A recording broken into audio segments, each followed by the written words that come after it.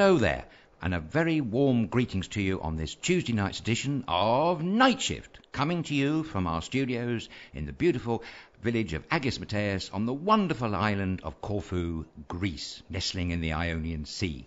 And tonight, as always, I'm joined in the studio by Wayne. Hello, Wayne. Hello, Adrian. How are you today? I'm very well. How are you? Oh, very good, thank you. How about yourself, Thomas? Hello, guys. I'm fine. All good. All Yeah. happy. Beautiful day. Great. Chilled and relaxed. Yes. It's been a lovely day. It's been beautiful, hasn't it? Oh, superb. I had to go up to beyond Corfu town today, and I was lucky enough to drive along the coast road against the Ionian Sea between Maratica and Benitez, and it was simply stunning, everybody. Oh, you should have seen the hues and the views. They were absolutely terrific. But I was very pleased to see, as I was driving around the old port of Corfu town today in brilliant sunshine, we've had a lovely day here, 17 degrees, I believe I was told along the way, I saw two, not one, but two lovely cruise ships, one large one and one small one. So it's true, there is winter tourism here on Corfu. Fabulous. So big liners then? There was one very big one, Carnival Group, I think, and there was a smaller one called the Princess Line or something. But they looked lovely ships, and hopefully they were full of tourists scouting around Corfu town. Certainly can say it was a beautiful day for it. Lovely. We're going to start off with local news? Yes. Yeah. Is that all right? Take it away. Yeah. Okay, so I was going to talk about the fact that they're building cycle tracks or paths within Corfu town. Great. So they're starting this reconstruction of some of the streets in the city centre. So that's maybe a little shout out for anybody that drives through Corfu town. Maybe they might be wanting to be aware of that. That's a good idea. So what they're doing is they're widening up the sidewalks or pavement, if you want to call it that, and then making bicycle paths. Very good. That's a really good idea, isn't it? It is, but I have to say, I've seen some already. There's some in Corfu town. I usually have a problem with them. I usually get run down or rang out of the way with bells. But there are a few. So what you're saying is there might be some more coming. I think there are, yeah. I think they're extending it. Excellent. Yeah. So, where again? In the city centre, In the Corfu centre? town. Yeah, no, Mr. Hash, no. Oh, No, just do you want testing. me to do it? I don't know. I can't let you I say think there's a those names, tricky- really. There are some tricky street names which I said I'm not doing those. But it's generally within the Corfu within the town city area. centre, yeah. Perfect. But I think it's great, isn't it, that they're encouraging more bicycles within city centres. I think it's a great way to get around. Absolutely. Look at Amsterdam. I mean, they certainly do it Yeah, there. yeah. Fantastic. You can have the whole family on the bike or in a trailer coming from behind. That's right. I've seen like Funny things. Yeah. tandems with a trailer on the back and like two kids on the back of the trailer. Incredible. Oh, amazing! And then somebody with a double bass. Really? Can you imagine having a double bass strapped to your back and you're riding a bike? I know. I saw a few when we visited Yeah.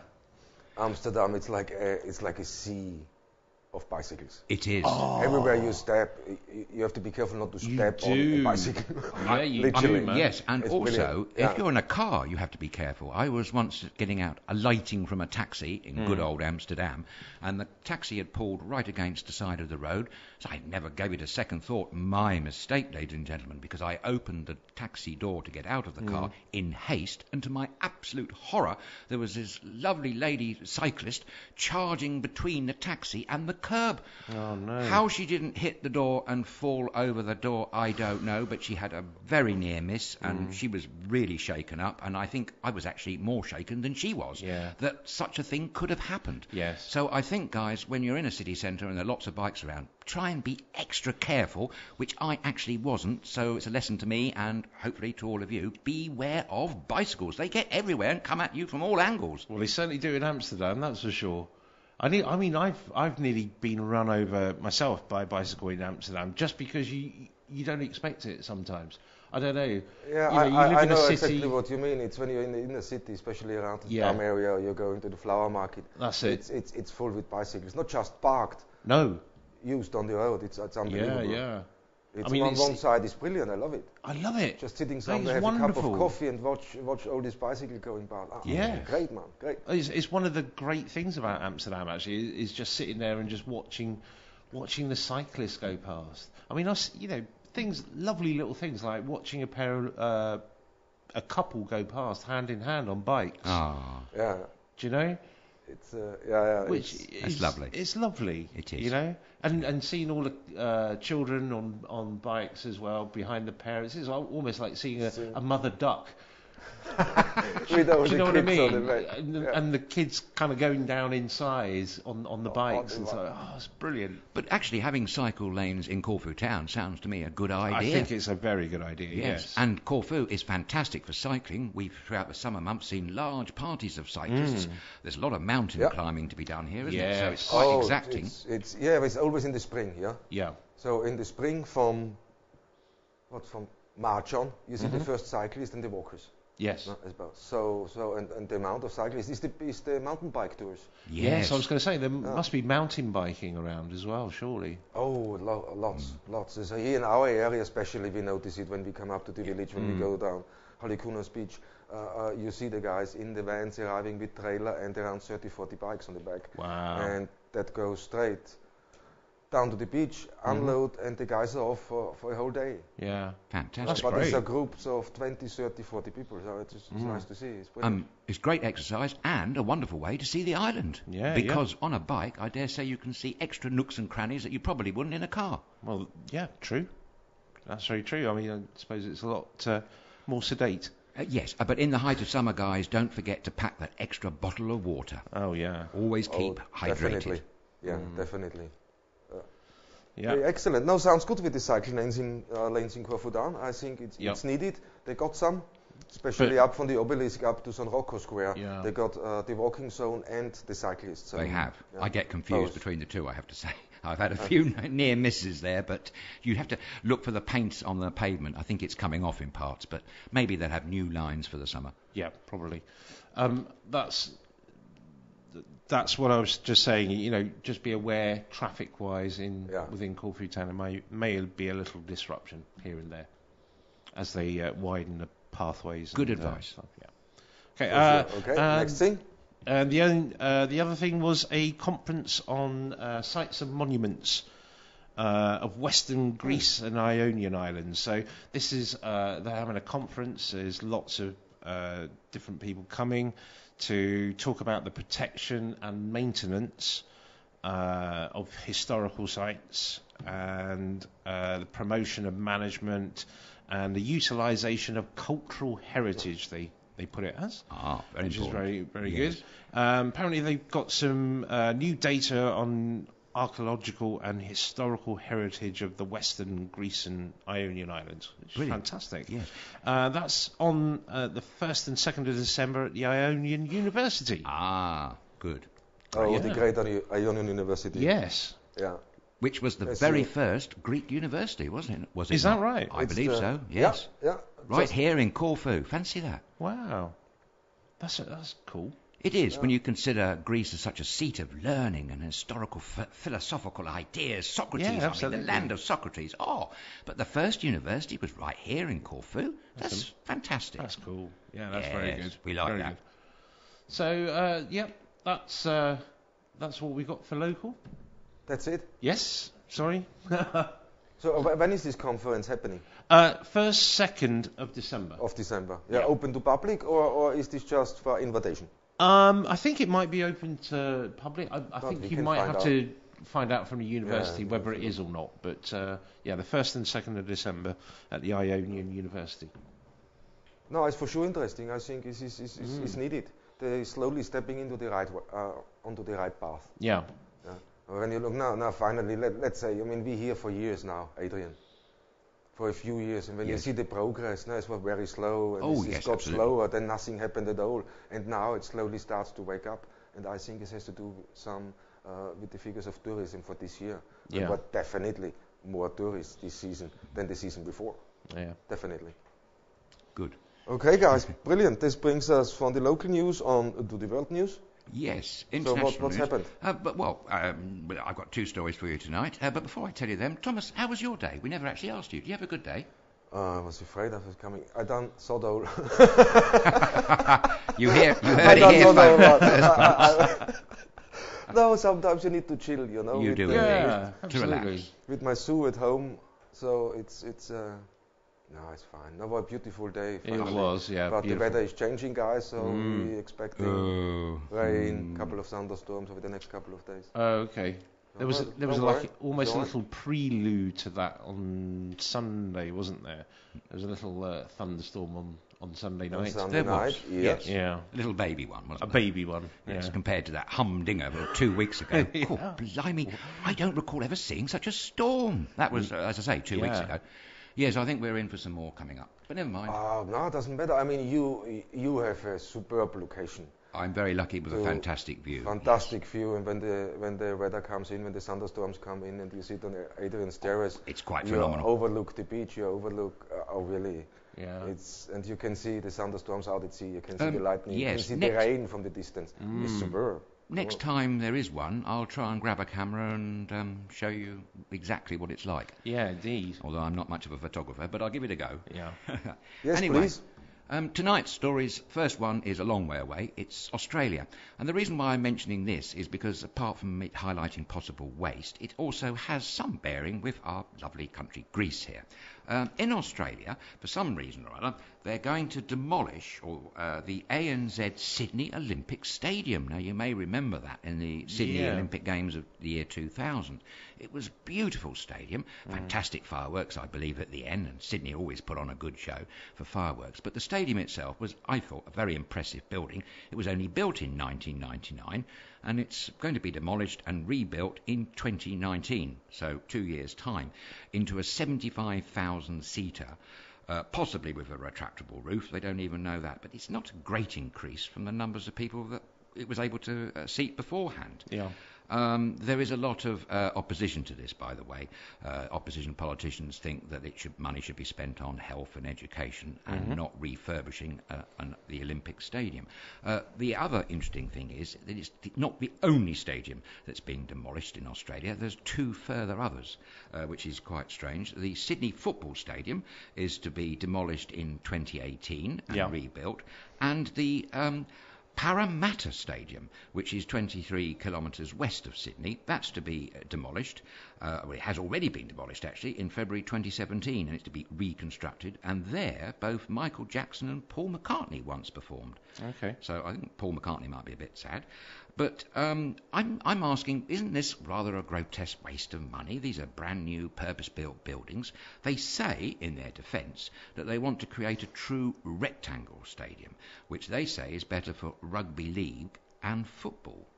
Do you happen to know that? Is that so?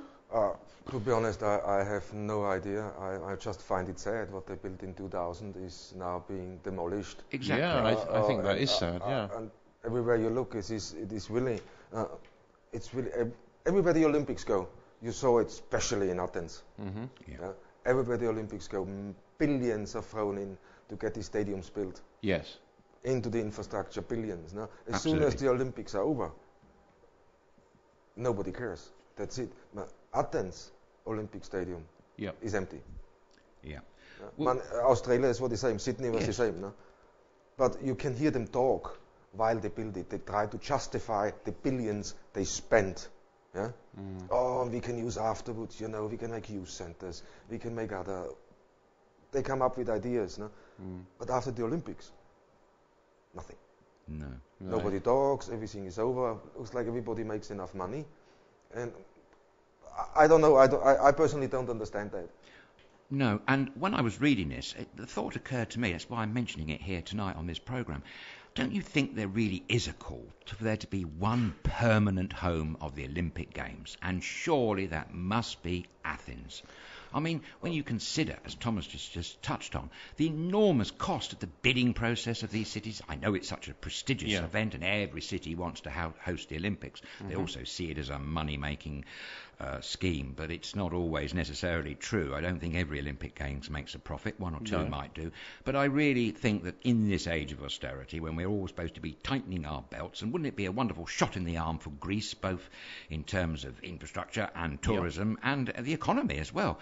And I think also cutting down the waste around the world. And really, if Australia is going to just demolish an Olympic stadium just because they don't like the shape, I really think, no, come on, guys. Let's have a real, truly wonderful Olympic city that the whole world could be proud of, but based in Athens. Yeah, I see what you're saying, but I think the whole thing about the Olympics, though, I thought that the whole thing was supposed to be international.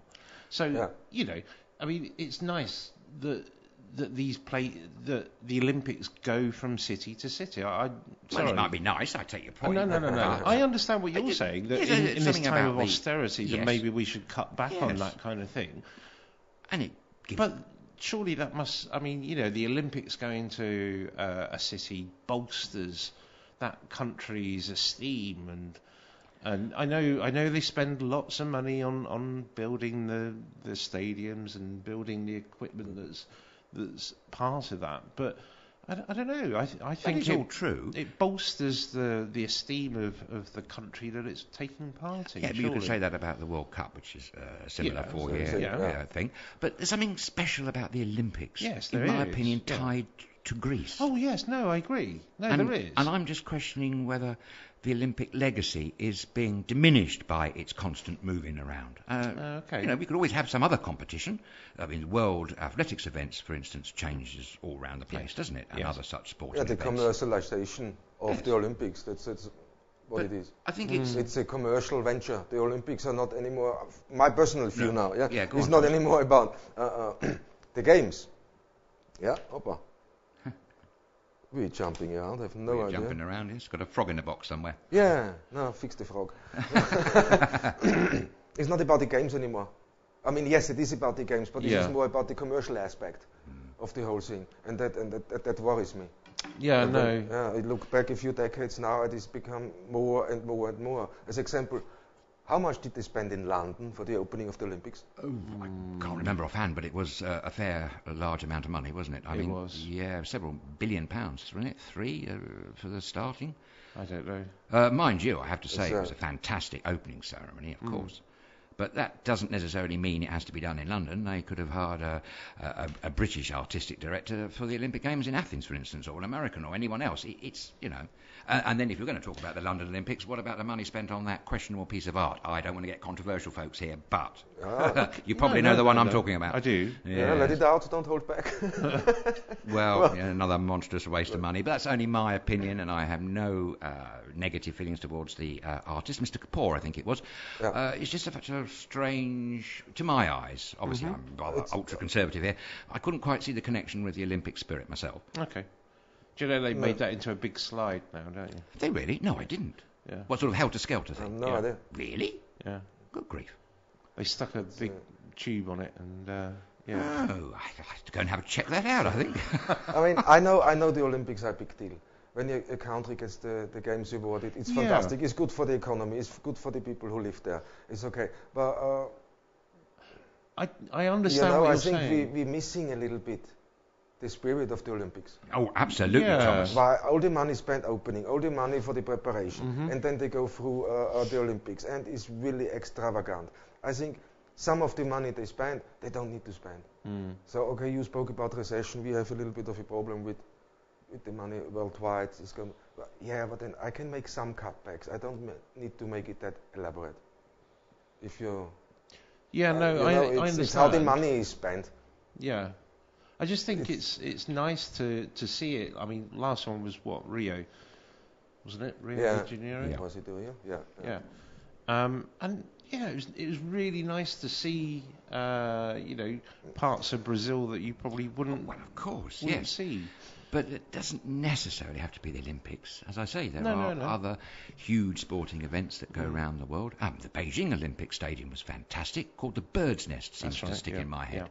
That was an impressive one. Mm-hmm. I don't think they pulled that down lately, have they? I don't know. No. Probably not. No, but... It's hard, you know. The problem I have is the amount of money, because it's all politics. Yeah. Yeah.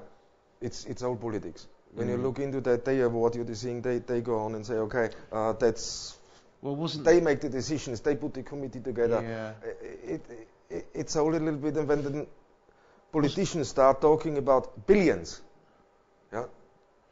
Well, yes. Actually, talking about money, the cost. Thank you, Thomas. Yes, you reminded me. The cost of this demolition and rebuild of this Sydney Stadium that we're talking about is estimated at 2.3 billion Australian dollars. Wow. That's 1.8 billion US dollars and 1.3 billion pounds. Thomas, you were telling us earlier of a marvellous analogy about billions. Billions. I have to. Okay, I'm gonna read that to you now. That comes from a very good friend of mine. Hopefully he watches Neville Stiles MPE. Hello there. Hello there. Hi Neville, hope you watch a brilliant message you sent me. We were talking about, and if I may read that to you guys quickly. Yes, please. And see, okay, if the tablet does what I tell it to do. Oh, I tell you. Okay, guys. Hitch. It will be alright. Okay. A short math lesson to make your day, he wrote. This is true. This is too true to be funny. Okay, the next time you hear a politician using the word billions in a casual manner, think about whether you want the politicians spending your tax money. Mm-hmm. Yeah? $1 billion is a difficult number to comprehend, but advertising agencies did a good job of putting the figure into some perspective in one of its releases. Yeah? Listen to this. A 1 billion seconds ago, it was 1959. Ooh. B 1 billion minutes ago, Jesus was still alive. 1 billion hours ago, our ancestors were living in the Stone Age. Okay. D and 1 billion days ago, no one walked on Earth on 2 feet. Cool. Yeah? And E, $1 billion ago was only 8 hours and 20 minutes at the rate our government is spending it. That makes you think. It does, doesn't it? Which government was that, Thomas? Do you know? I mean, they're all, no? All of them. Yeah, all of them. Yeah. But it has something to do with the states. And while they were talking about the billion, I can read you the Louisiana senator from Louisiana. No? She was asking the Congress for $250 billion to rebuild New Orleans after the catastrophe they had. Yeah? Well, if you're one of the 484,674 residents of New Orleans, every man, woman, and child, you each get $516,528. Yeah? Or if you have one, you have nearly $500,000. Gosh. Each. Wow. Or if you have one of the 188,251 homes in New Orleans, your home gets $1,329,787. Okay. All right? Cool. Or if you are a family of 4, your family gets $2,066,012. So he wrote there, Washington DC, hello, are all your calculators broken? So thank you, Neville, for that one. Yeah, that's very good. interesting. I think it's That was an amazing analogy of $1 billion. Quite extraordinary. Yes. Thank you very much for sending that in. So just to recap, 1 billion days ago, Yeah? it was before man walked the earth. Yes. 1 billion days ago, That's quite extraordinary. no one walked on Earth on 2 feet. Yeah. Blimey. Yeah? And 1 billion hours ago, our ancestors were living in the Stone Age. Yeah. Cool. Yeah. It's 1 billion seconds ago. It doesn't sound it. 1 billion seconds ago. Yeah. It was 1959. Yes, that's a good one. What was the analogy about the life of Earth? I mean, because the Earth's like 4 billion that keeps years changing. old. That keeps changing. Also, supposedly, yeah. So, like man's footprint upon that time is less than a second if you were looking at a clock or something. It's ridiculous. How old the Earth is, and how old man is. Yeah. It's just a tiny amount of time that we've been here. It's amazing, isn't it? It is. Yes, we're not here for very long. No. And that's why, however hard it may be, we must really try hard to enjoy every second of every day that we are given this wonderful life here on this beautiful planet, especially here in Corfu, which is extra special. I wonder how long it would take him to say it. Well, extra special. Extra special. I just can't stop banging on about Corfu because it's simply the best place I've yet been to or lived in. I can truly say it. I mean, you might wonder at home, what the earth is this guy keep going on about Corfu for? I have to share something with you that in my long life, because I'm getting an old fogey now, I have to say, advanced in years, not necessarily in brain power, but anyway, in years, I have never lived in a place consistently where I personally have been so joyously happy to be in, despite all my problems and disasters and all the rest of it. There's something special about this wonderful island, and that's why I'm here, trying to enthuse you and everyone out there to share this with me, because I'm absolutely positive. You come here, you will know when you leave this island, you will have an inkling of what I'm going on about. I'm absolutely sure. Isn't that right, Thomas? Oh, of course it's right. No, yeah. You say, I mean, of course. How do you call yourself an old what? Fogey, I think. Fogey. I think he called himself a fogey. I know, a fogey. What is a fogey? Fogey. Oh, some old doddering old whatever, an old person. A fogey. Yes, him. I am the archetypal fogey, yes. No, I just wanted to say to him, I said, don't be so hard on yourself, man. You're not a fogey. You might be old, but not a fogey. Fogey? Thank you. Well, that's very nice of you to say. I appreciate the comments. Thank you very much. I try not to be. I try to be young at heart, of course. Yeah, you are. Yes. Yeah, anyway, definitely. Moving swiftly on to our next and final international news story for tonight. It concerns one of our favourite subjects here in the studio. I'm sure you know what I'm going to say. It's food. Oh. Yes, guys and girls, we have a wonderful story tonight from Finland, to be precise, Helsinki in Finland. Wow. Yes, it's about your daily bread with a difference, because there's a new treat coming on the table in a bakery called the Fazer Bakery, which is somewhere in the middle of Helsinki, I believe. And the proprietors of the bakery are very excited about this because they're saying it's the first of its kind. It's a loaf of bread, and it contains, as you would expect, flour, wheat, and other seeds. But the important missing ingredient in this particular special bread is that each loaf contains a minimum of 70 crickets. Oh, now, these, of course, have been dried, ground down, and then mixed with the flour and the wheat. Very good, apparently, if you're on a gluten-reduced diet. I can't say gluten-free because I think there's wheat in there, so it's a little bit of a misnomer. Yes, they were advertising this as gluten-free, but it can't be if there's wheat. But it may be gluten-reduced. Anyway, the reason why this is relevant is that in 2013, the United Nations Food and Agricultural Organization, known as the FAO, would you believe, began a program to encourage the breeding on consumption of insects for food. Now, I didn't know this, but would you believe there are more than 1,900 species of insects which can be eaten? I have to say I'm not too keen myself, although I know that witchetty grubs go down well in a certain other program a long way from here, down under at the moment.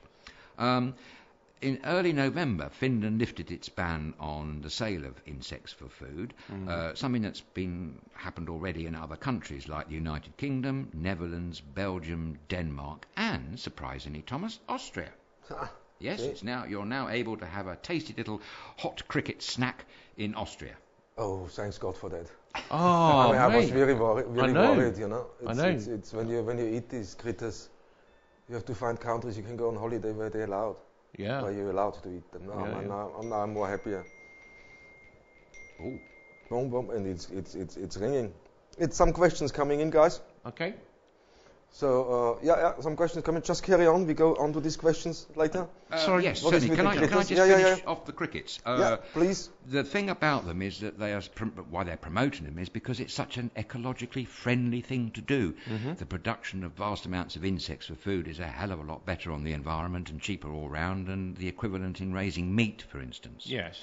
The other thing is that they say that the crickets contain more protein than normal wheat bread. So that's rather good. And the other reason why I'm mentioning this story, apart from the fact it's a food story and rather offbeat, is the fact that I had a thought. I thought, well, how about if you're hard up and you kind of need an extra bit of pocket money, maybe good for Corfu, because we have lots of insects here. I've seen a few locusts on my window in the summer. Shouldn't tell everyone that, but I think I did. Maybe you might fancy breeding insects yourself, because the suppliers in the Netherlands, not to forget, of course, the Fazer Bakery in Helsinki, are getting a bit worried because potential stockpiles of these crickets are getting rather worryingly low. So I just thought maybe there's a gap in the market there. So if you fancy becoming an insect breeder, you might already have some ready-made customers for you. Yeah, that's true. Have you ever eaten crickets yourself, Wayne? No, certainly not. And I don't think I ever will, to be honest. It sounds disgusting. Well, that's a fair enough. I'm really sorry. I've never tried either. So no. I mean, somebody tried to give me chocolate ants once. Ooh. You can get ants that are dipped in chocolate. Really? No, you're all right, thanks. Well, lucky ants. Yeah, great. Being dipped in chocolate. I couldn't think of anything worse, to be honest. I don't understand ants. Why do you do this with ants? I don't know. I've got no idea. They're so tiny, man. Unbelievable. I know. You'd have to have a handful of them, wouldn't you? Yeah, probably. I don't know. Well, it's What about yourself, Adrian? Have you ever tried any insects? I don't think I have, to be honest. I must say, it was a bit like yourself. I'm not really that keen. I suppose if I was that hungry and I was really pushed up against it, I probably would. I suppose if you are hungry, then that's the only thing that you can find to eat. Then I remember. You'd be pushed to, wouldn't you? I think you would. A friend of mine someone I knew ages ago, went on a holiday with his girlfriend, backpacking holiday to a country called Laos in Southeast Asia, next to Cambodia, I do believe. And it was a very poor country, and they had terrible trouble finding any food, really, apart from insects. Okay. Every kiosk or roadside food stand or hall had nothing but insects. So they were there for about a week in Laos, and all they ever ate was insects. Oh, wow. Nice. That's brilliant, no? I don't think they were too chuffed. Where were they? Laos. Near Cambodia. I don't think I could do that. I really really don't think I could do that. Having a beetle on the shell or something like that. Oh, it's beautiful. Can you imagine the all-inclusive hotels there? The breakfast buffet in the morning. I think you just have to hang on to this one thought that there was more protein in it than perhaps a baked bean or a steak. Yeah, in the afternoon coffee, you get your coffee and you get a caramelized cockroach. Instead of the cookie. No, thank you. Cricket. We'll pass on that. Come on. Because that's better, of course. Well, you can let a grasshopper do. Yeah. Don't forget it's caramelized. Yeah, caramelized. Yeah. So brilliant. Instead of your cookie to the coffee, you have a caramelized grasshopper. Dip it or something like that. Yeah, if you want. No, if you want to go Mexican. Dip that. Oh, nice. It soaks up the tea for you or something. No? See, now I know when I make the next batch of cookies. Ooh. Now I know I don't need chocolate chips. No. Oh. Well, to be honest, we got enough crickets here. Yes. No. Well, let's go. Let's give it a go. Live here. Okay. Come on. All right, I'll give it a go. Yeah. Use crickets. Let's see if we can get some. Is Greece one of the countries we can legally buy them or not? Yes. It is, yeah? You said Greece, yeah? No, I didn't. I said Austria, Belgium, Denmark, the UK and Netherlands and now Finland. There was no other countries on the list. So actually, that's why I suggested people here might want to breed them and then sell them to the countries that they are legal for food. Oh, I see. Yes. Yeah. Why not? Give it a go. There's certainly enough here. Yeah? Definitely. There's loads here.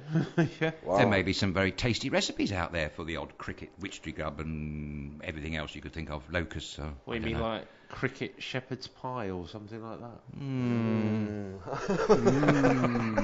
Not quite the same, is it? I mean, to be honest, how did How did someone first discover eating insects? Well, how did somebody know? I can kind of understand that.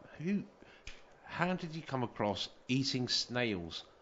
Oh, well, maybe we have to ask our French friends. I'm so sorry, but okay, I'm with you on that one, definitely. Yeah. Who decided? Oh, snail, that looks nice. Maybe some great French chef, Michelin starred, of course. I don't know. I've never had one actually. Have you? No. Do you know? But mind you, I like mussels. I do like mussels. Yeah. And I like oysters. Oh. But snails. I don't know, snail. Maybe it's because I don't know, maybe it's the slime factor. Yeah, maybe it is. They thought, okay, I'll tell you what, we'll put a bit of garlic butter on that, and it will taste lovely, that. Yeah, of course. Enough garlic, enough butter, everything tastes good. Anything tastes better with garlic. Yes, that's true. Yeah. But okay, Finland with their bread. Fantastic story, man. Very good. I think it's good. It's tasty. Tasty little morsel. Yeah, we kicked off our food talk. Oh, so let's carry on. Although not food that I would like to eat. So. Bit different. Okay, guys. Oh, fantastic. Okay, that's it for you today, or anything more? No, that's it. I'll shut up now. I'll go back to sleep. Really? Actually, someone phoned in to say I need to be more relaxed. So I'll take my cue and I'll get very relaxed. Bye. No, this is a live show. I don't want to be dead. I want to be alive. And that's the point. We mustn't stress this enough to you. All you lovely people watching this, or indeed hearing us, this is actually a live broadcast, which makes it a very scary thing, but at the same time, a very exciting, challenging thing as well. So we get off on that, really, don't we, Thomas? We do. We get off on this one, Thomas. Yeah, it is implicating me already. Oh, no. Well, we're a team here. We're a team. No, we're enjoying it. We're enjoying talking to you. So if you have any questions or you want to know something, you want to tell us something, just go on, email us at nightshift@StudioKerkyra.com. And when you're online, don't forget to subscribe on YouTube, please, or follow us on Facebook. And if you want to chat live in the studio, go on to Skype, username StudioKerkyra.com, and chat with us live in the studio. We switch you straight through like yesterday. Absolutely. Oh, fantastic yesterday. Oh, it was great to hear from people yesterday, so please contact us. We'd love to hear your voices. Yeah. Or just message us. We'd like to. Your opinion counts. Yeah, just mail your opinion in. Mail your opinion in. Absolutely. Yeah. Okay, so let's move on to our next part of the show, and that's all about Corfu. So that's your opportunity to ask us questions about Corfu. If you plan to come on holiday, or if you live on the island, you want to know something you can't find out by yourself. I have to mention there's a very good group. It's called the Corfu Grapevine. Yes. And on the Corfu Big Grapevine. Shout out to them. Yeah. Yes, thank you very much, Corfu Grapevine. Any question you have, you go onto the Corfu Grapevine. You just ask polite the question. People really answer back. People are really trying to help you. It's a fantastic group. But brings me on. We got 3 questions in today. Okay. 3. Yes, going up. It's going up. The first question I got in here is from Dave. Dave from England. Hello, Dave. Hello, Dave. Thank you for sending your question in. His family is, when they go on holiday, his family is using most of the time public transport. Okay. So for them it's very important the public transport is usable. Yes. Let's say usable. Yeah. Yep. It's usable, works fine. How is it on Corfu? Oh, well, it's very good, very comprehensive. Yes. Although the first thing I must say before you get too disappointed, there isn't a single railway line here, apart from the little tourist train that choops around Corfu town. That's not really a train. It's not really a train. No, it's a tourist train. It's not a train. No, it's not a train. No. So there are no railways on the island. Sorry to disappoint you, all your railway enthusiasts out there. However, we have buses, loads of buses. We have blue buses, green buses, and coaches. And there's a very good bus service. Actually, to be honest, where we are here in Agios Mateos, which is one of the largest villages on the island, we can go by bus anywhere on this island. You may have to change buses, of course, at the lovely brand new bus and coach station that they've just built out near the airport in Corfu town. It's splendid. And I think it actually provides a very good service. I have to say it's very punctual, actually, as well. It always comes through at the same time every day. About, I don't know, how many times has it come through? Must be about it's 6:45 in the morning they start, so 6:45 in the morning the bus leaves from here the first time, and then it's again, I think, on the hour, is it? On the hour, until 10. Something like that. Well, it comes through here at past, doesn't it? But and every hour. Afternoon. Yeah. Every hour. The bus stops are recently very well designated. They spent a year doing it. There's lots of very clearly identified bus stops, and it's a great means of transport. You get to see a lot of the island. Yeah, lovely way to go. It is better than driving, really, because when you're driving, you're too busy concentrating on the road ahead. Well, you should be, but in a bus, you can get to see things. Okay, it might be a bit slower, but then you have more time to see the beautiful sights. You're on holiday. Exactly. Yeah, and it's a lot cheaper too. Yeah, it is very cheap. People tell me that you can get to Corfu town from, I think, Maratica for a very cheap price. I think around the Euro 50. Yes, Euro 50 is what I've heard. That's very good. Well, that's extraordinary. Yeah. Oh, it's fantastic. I think it's a good means of transportation. Now, and as you said, on the island this works fantastic. Even the new terminal. Yes, that's really good. They built a new terminal now near. Yeah, people got confused. I have to say that now. People got confused because they used to the bus station to be down at the old harbour. Oh, it was, yes. At the ferry port, near the ferry port. So, and it's moved nearer to the airport now. Yeah, but the terminal is fantastic. It's really beautiful. They put a lot of effort in there and sorted it very well. Well, I think to say something here, I've been amazed in the 2 years I've been living here, driving around. The buses do literally go everywhere. They go down roads that you think, really? A bus is going to go down there? And I have to take my hat off to the bus and coach drivers, because some of the bends they have to navigate on a daily basis are quite extraordinary. In a bus. Yes, and there's some extraordinary drivers who can't work out the geometry of a bus, and they seem to always get in the way, and I've seen a lady very nearly get squashed on a bend. So if you're driving a car, please take extra care with buses and allow for the fact that the geometry of the vehicle round the tight Riviera-style bends, which we have on this beautiful island in abundance, you need to take extra care when you're going round a bend in a car, because you could be in collision with a bus quite easily. What's the difference between the green and the blue buses then? I think the greens are more further away. The blue is more centred around Corfu town. Gotcha. For instance, you can take a bus from the new bus station, and you can go obviously all the way up to the north, Sidari, for instance.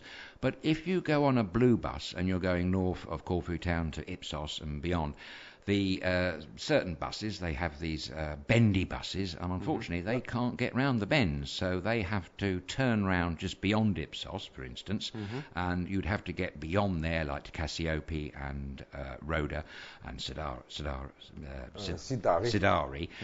by the green bus, actually, from the Corfu coach station.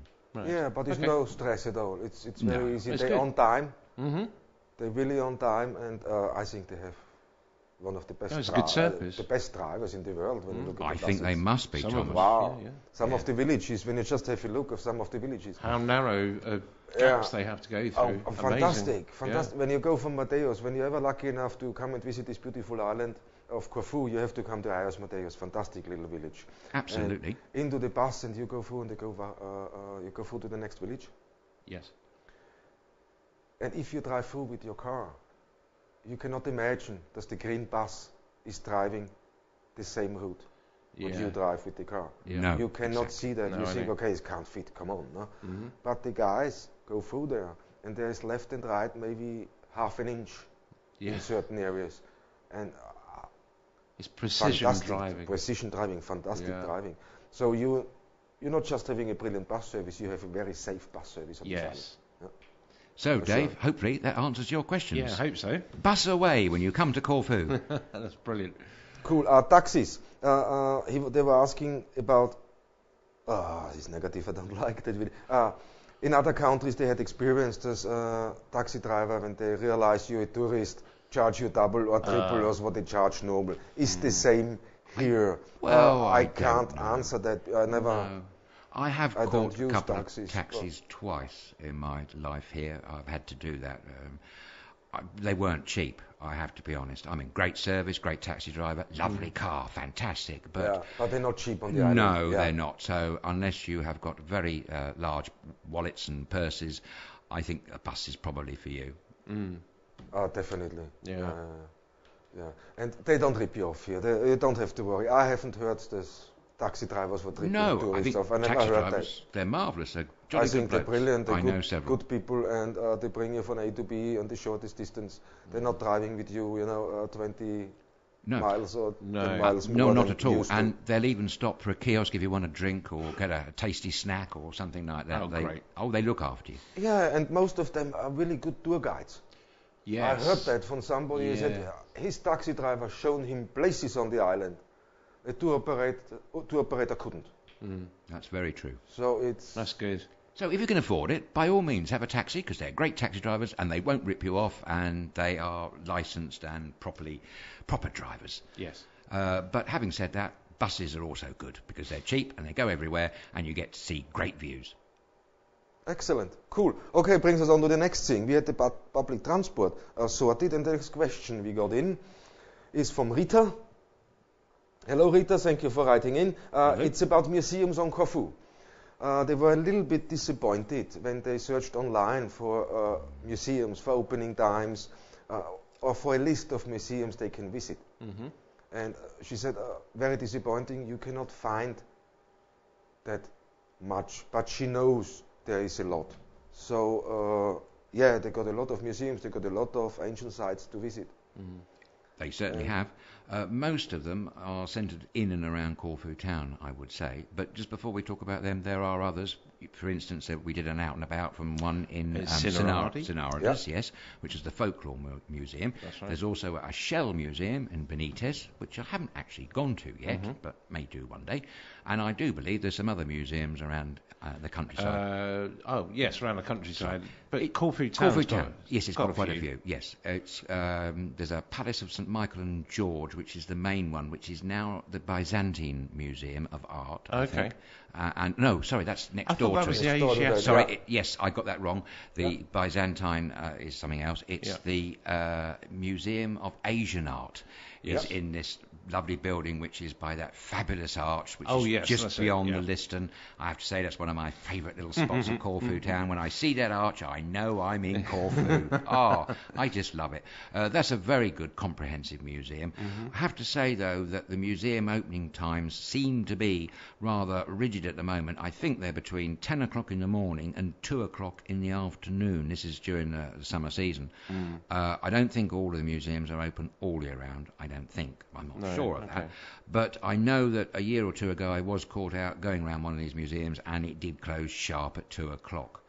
So I don't know whether that's an ongoing thing, but it certainly did happen. And in a guidebook that I have here, courtesy of the AA, which I showed you the other day, it lists quite a few museums, all in Corfu town, and the opening times are between 10 and 2. Right. Okay. Cool. What she had, more or less, it's all over the place. When she looked for a family, what museums and ancient sites they can visit. The information seems to be all over the place, she said. Yeah. So it's nothing really here where you can log on and say, I want to see now where is, with a map. Yeah. She said she's used to in every tourist area. They're visiting Greek islands quite often, but they used to get an island map easily with everything in there what you need to know about museums, about that would be a very good idea. And the stuff. And here she found that a little bit. Yeah. Maybe there's a job there for Steve Ford, because he's written that wonderful book about 50 Corfu villages. Maybe he might want to put his pen to museums. I don't know. If you're watching, Steve, it's an idea for you. Yeah, but we just talked from Steve. Let's get that on the screen. Let's plug his book, because his book is fantastic. It's a traveler's guide to 50 Corfu villages by Steve Ford. It's the history of 50 villages. That's it. Yeah? Yep. And if you want this book, you can order this on www.corfuvillages.eu. Cost £9.95, and the proceeds. Yes, all charity, isn't it? All to Corfu charities for the children, for the animals, and for old people. Yeah, that's so brilliant. He's really, in the last 2 years, he done very good for the island. He made a lot of difference. Good. So if you watch Steve again, thank you for that. We're gonna carry on plugging your book, don't worry. Okay, this is Traveler's Guide to the History of 50 Corfu Villages by Steve Ford. And if you look on the website, there's already 3 books. Okay. 3 issues. 1, 2, 3, 3 Wow. different. So we extended that already. Cool. So have a look. Just log on to corfuvillages.eu and have a look at this beautiful book. Especially if you visit the island, I think this could be a good companion for you if you want to explore the island a little bit more. Absolutely. Sorry, Rita, if we haven't fully answered your question, but we've tried our best. I mean, what can we give her? I mean, there's Monrepos. Monrepos got a fantastic museum. Good call, Thomas. Yes, I forgot about that one. Beautiful. Beautiful. People, but we found out people don't know about that. No, and there's another one, the Museum of Archaeology, which I think you must go to because there's so much of it here. Yeah. Oh, amazing. You got Achillean Palace. Yes. As an example to go. I still haven't been to that yet, Thomas. We were going to do a day trip there, weren't we? We're going to do a day trip. Yeah, it's beautiful. Great. It's but now there's lots. Then it's the old fort. You have the new fort in between. Look at the fish market. When you walk around the old town in Corfu, you can find a lot of history. Yeah? And that should start you off with the family at the first couple of days to walk here in slowly, and then you can go further afield. Well, don't forget, folks, the whole town is a UN UNESCO World Heritage Site. That's right. Yes, and you kind of know it is when you're walking around it. It's an amazing town, or city, really. It's just beautiful. Although in the wet, don't wear sandals. Be very careful. You can have a little slippage, so be extra careful because of the beautiful flagstones. Ah, right. Yes. I mean, you pay a price for beauty sometimes. So in a downpour, just take extra care. Otherwise, it's fantastic. Lovely. Okay, I hope we answered that question. I'm feeling a little bit, we didn't answer that proper, but it's really, she's right. She is. Yeah. We have to organize something, we have to look into that more. Maybe we can find a good web link we can forward to Rita and say, okay, we found something nice. So Rita, if you're still watching, exactly. We'll have a look into that. We will look into that. Yeah. So we'll get back to you, Rita. Don't go away. Don't go away. Okay, excellent. What brings me on, but we got 3 questions today, guys. So today we really work. No. Okay. That question. We were speaking about winter tourism. Yeah. Yes. What is really to do on this island in the winter? Is it worth coming? Good Lord, it's always worth coming. There's always something to see that's beautiful. If you're an animal lover, particularly so, there's loads of wildlife here. Yes. If you're an ornithologist, go along to Lake Carissien, for instance. Yes. There's plenty of birds that come here during the winter as well, isn't there? There's some on the lake when you look. Walking is good in the winter as well, because obviously it's not so hot. And the weather here, I mean, people think, it's winter, we don't want to go to Corfu. No. Well, I've got personal experience now, only 2, or maybe 3 winters. No, I have experience of 3 winters here, and winter means November, December, January, February. I have to say, I was incredibly surprised, Wayne, because so many days were blue skies, puffy white clouds, and sunshine, like today, exactly. Okay, you get a week or 2 of rain or storm, but hey, the fact that the sun shines most days, it might be a little bit chilly, but that's all right, you can wrap up warm and just enjoy the sun's rays of a lovely winter's day in Corfu. And it's the light, that's the thing. That is the thing, isn't it? Yeah. Yes, if you come in the winter time, you get an extra special light if you're an artist or you like arty things. Just look at the way the light bounds around and reflects. It's something really special. There is. There's definitely a real hue to the sky, isn't there? The hues are amazing. I always say this, if Turner was alive, I said this the other night, he would be so excited he would never put his brush down, I'm sure. Yeah, and another thing what you can experience when you come out of season is the fantastic olive harvest. Oh, absolutely. I mean, in the summer, no tourist, it's not often tourists see that, but you can come, every village, this is all over the island. They harvest the olives down to the olive mill, and it's a fantastic thing. I think we got a picture here from the local one. Here now, and that was today. We know that lady. Yeah, of course we do. Hello. Martina from the Castle Cafe, Katiki Castle Cafe. Yes. Yeah, and this is taken today at the governor's okay. That's olive mill. Extra special olive oil. Yeah, and when you see, wow, fantastic. They started producing. They started having the machines on full power. Do you happen to know whether this year's crop is good? I have heard it said that it's not that brilliant.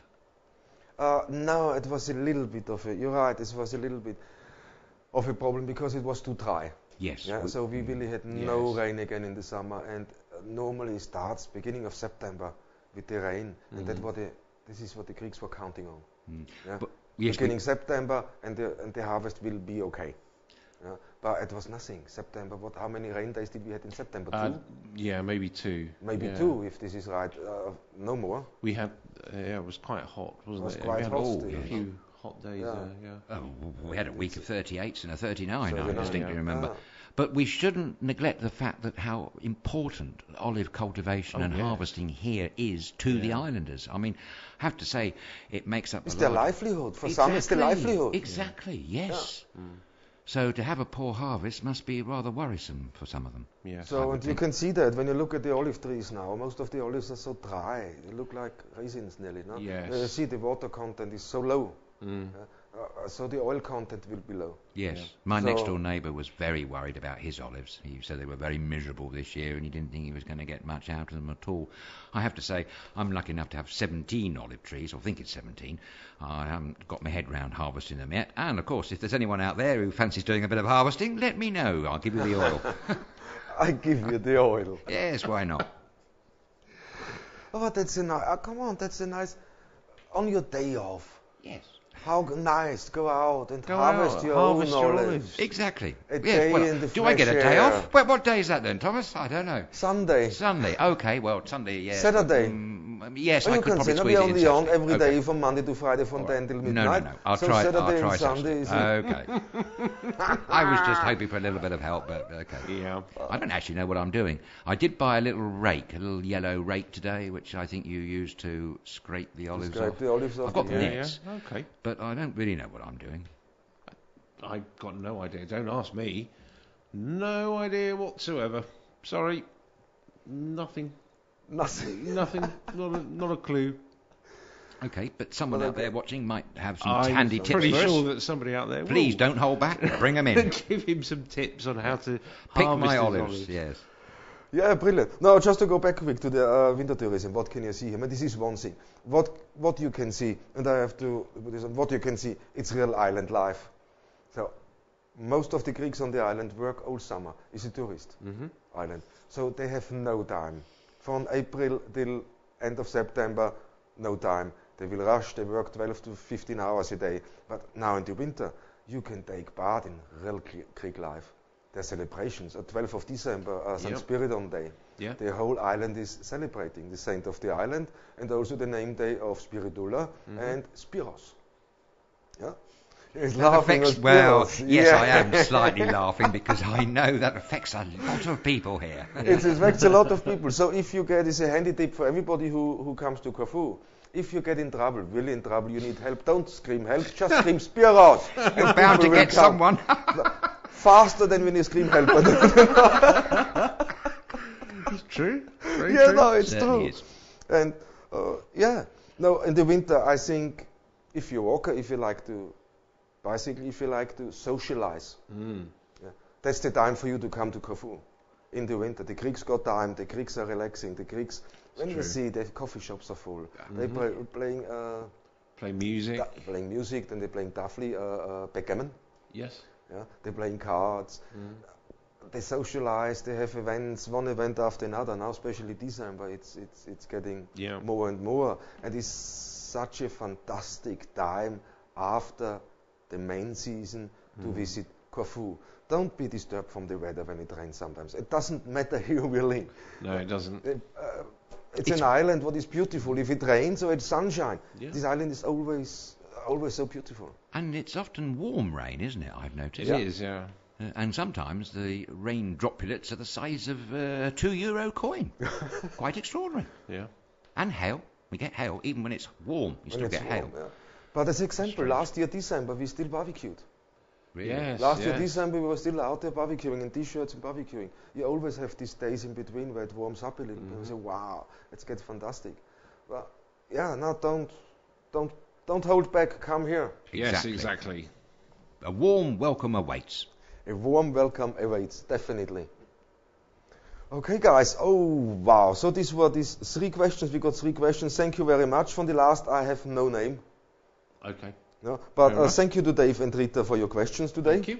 I think, yeah, more and more people take part. Thank you very much. So if you want to write us, go on and write at nightshift@StudioKerkyra.com or send us a message through Facebook, StudioKerkyra.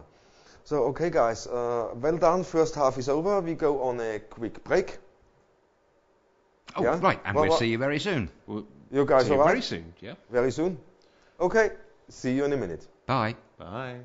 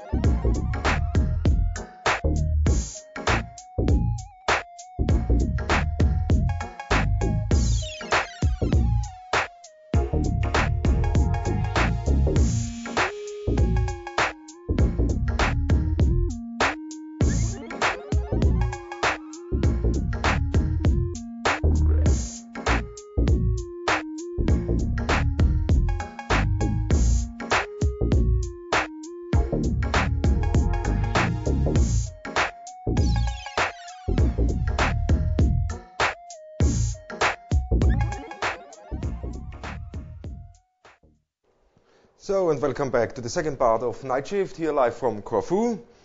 Second part, what's up in the second part for you is our daily moan. Then we have our animal corner, then the topic of the day, and in the end we show you what's on this beautiful island of Corfu. So guys, we going on, we start with our daily moan. Yeah. Yeah, today is something really, and I'm happy we can moan about it now. Seriously. Okay.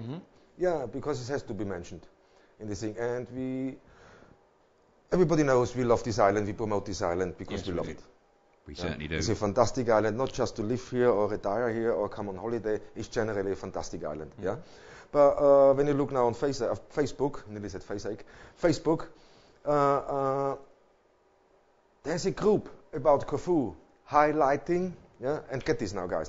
They're highlighting everything negative on the island. There is not one post on there what is positive about the island. Well, nothing. This is as expats who live on the island open that group. I don't want to mention the name because I don't want to go there. But anything negative is on this page. Anything. Yeah. So, and when you look in now, I mean, okay, let's discuss this, and I'll just tell you what's happened to us here at StudioKerkyra 10 minutes ago on Facebook. So let's see if Zuckerberg gets out of his chair for once and does something useful out there, because everything he says is just hot air, I believe. And now we have a real moan. And I don't care if Facebook is taking us off. They can do whatever they want. They can keep their page. Okay, guys, let's on this group. How is that possible? When I live on this island, I decide to come from another country, to come on this island, live here, make a life, and then I open a Facebook page and only post negative stuff. I mean, come on. Yeah. It's a contradiction in itself. Why I'm here then? If I don't like it, then sort of. Quite true. Do these negative comments, do they create any challenges? Do people challenge the negativity at all? I don't know. I mean, it's when you go through the comments, sometimes some people are really, they say, oh yeah, you're right, show this off, they should fix that. They're not learning, they in the EU, they have, come on, I mean, what does this mean now? Because they joined the European Union, they have to forget their identity, and I don't know. Yeah, no. That's that. I mean, I hope that there are positive reactions to those negative reactions. I hope so too. Yes. Hope so. I mean, I really wouldn't want to look at something like that. That's ridiculous. Who would read something like that anyway? Yeah, you must be in a negative frame of mind in the first place to be able to be looking at that. Absolutely, and that puzzles me because I was in a negative place for a long time, suffering from depression. I come to this wonderful island and I don't feel negative. I feel the positive energy, waves here. To me, it's a very positive place. I do know a year or two ago there was an Englishman who was posting on Facebook about the negative side of the rubbish collections. There were a few issues with rubbish collection going back a year or so, and I have to admit there were a couple of months when rubbish wasn't picked up, but there were reasons for that, and they soon got to grips with it. But in the 2 months when the island was suffering a problem with its rubbish collection, this Englishman was writing very negative things on Facebook, and I think that must have put a few people off. Definitely. I mean, when you don't know anything about this island and you start reading comments like this, I mean, that's damage to tourism. Yeah, absolutely. I mean, especially, we were talking about fake news, and some of the posts they have on there borders on fake news. Okay. Because if I take, they're taking pictures of pothole, they're taking pictures. Exactly, they're taking it out of context. Thank you. Well, it's very disturbing. Perhaps if these people who are writing all these negative comments on Facebook that you've just alluded to, Thomas, if they feel that strongly, I challenge them to come right here. You see, I don't do Facebook myself, but come here, sit on the table, there's plenty of space, and you talk to us. Tell us why you're so negative about this fantastic island. Let's have a debate about it, because we love a good debate, don't we? And we are in the home of debates, should we say? Home of debates, and that's where debates started.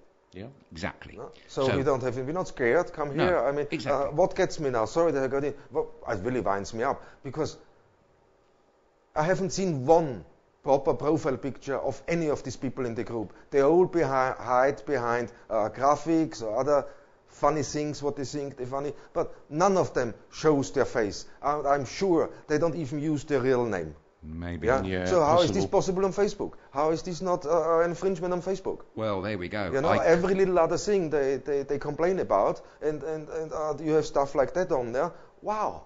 I've always been bemused as to why a loaf of bread could have a Facebook page, for instance, let alone a dog standing in for a person. Yes, a loaf of bread. A Hovis. Hovis had, or did have, I don't know whether it's still running on Facebook, but certainly 2 years ago, Hovis had its own Facebook page. A loaf of bread. Oh, okay. I don't know whether it had any crickets in it. I don't think it did. No. But another one was a dog. There's a guy I knew in the Midlands who posted his whole life on Facebook, but through his dog. So he was able to say anything he liked. I mean, was the dog ever asked his opinion? I don't think so. So, like we said the other night, this is a very important point here. I think the Chinese have got it right. I really think the time has come now, and not to mention forgetting about terrorism and all those terrible things here. People should take personal responsibility for what they say and what they write. I agree with that. Yeah. And if Facebook could have a proper system where it's one person with one Facebook posting identity that fits with their IP address, then everything you see would be real. That would be a nice bash at fake news, wouldn't it? It would, yeah. Hold them to account, that's what I say. Yeah, no, I agree with you. Totally. Yeah.